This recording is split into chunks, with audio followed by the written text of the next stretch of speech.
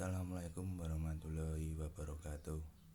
Yang terhormat Bapak Roni Sulistianto Luhu KSHMA selaku dosen pengampu mata kuliah Politik Hukum Universitas Vidya Mataram Yogyakarta, dan yang saya hormati rekan-rekan, puji syukur atas kehadiran Allah Subhanahu wa Ta'ala yang telah memberikan nikmat sehat kepada kita semua. Pada kesempatan kali ini, izinkan saya memperkenalkan diri.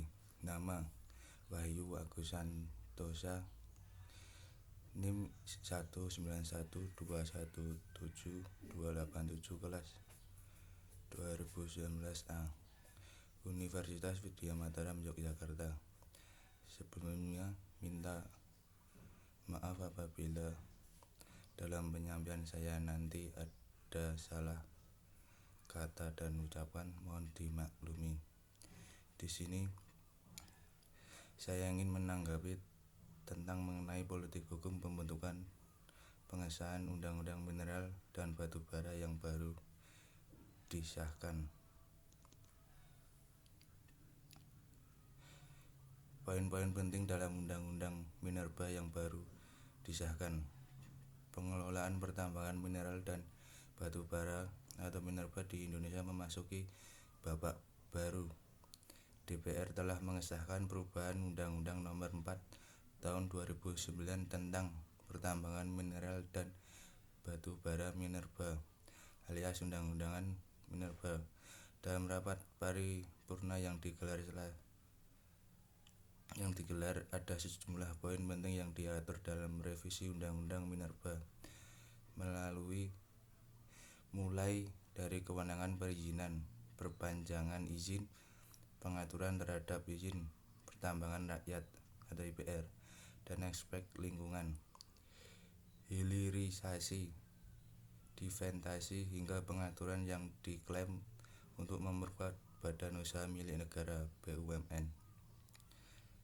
Ketua Komisi 7 DPR Sugeng Suparwoto menyatakan perubahan Undang-Undang Nomor 4 Tahun 2019 diperlukan lantaran peraturan tersebut masih belum dapat menjawab perkembangan, permasalahan, dan kebutuhan hukum dalam penyelenggaraan pertambangan minerba, sehingga masih perlu disinkronkan dengan ketentuan peraturan perundang-undangan terkait agar dapat menjadi dasar hukum yang efektif, efisien, dan komprehensif dalam penyelenggaraan pertambangan.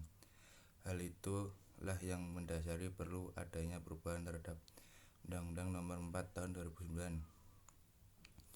Sugeng mengungkap proses pembahasan daftar inventarisasi masalah DIM revisi UU Undang-Undang Minerba dilaksanakan secara intensif dari 17 Februari 2020 hingga 6 Mei 2020.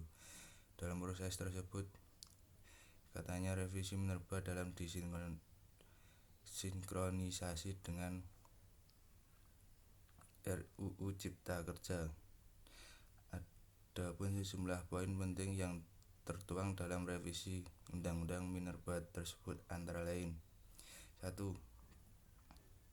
Kewenangan pengelolaan dan perizinan terkait pengusahaan minerba.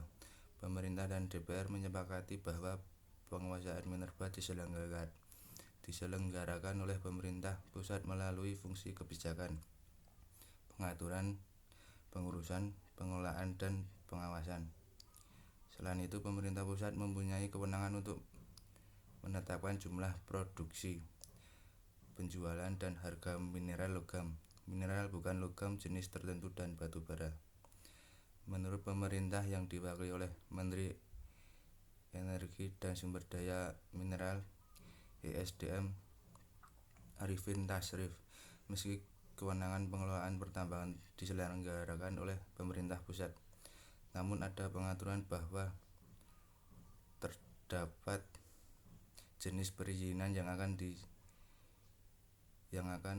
didelegasikan kepada pemerintah daerah, diantaranya perizinan batuan skala kecil dan izin pertambangan rakyat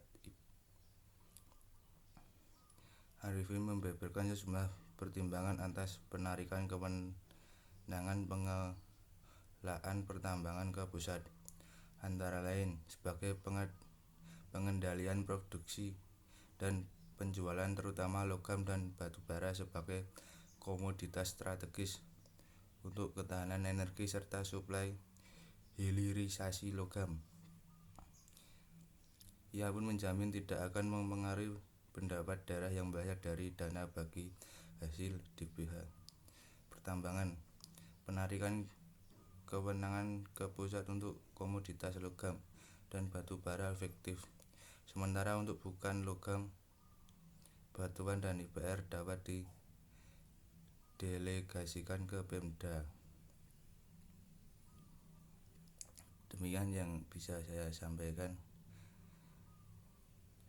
Assalamualaikum warahmatullahi wabarakatuh.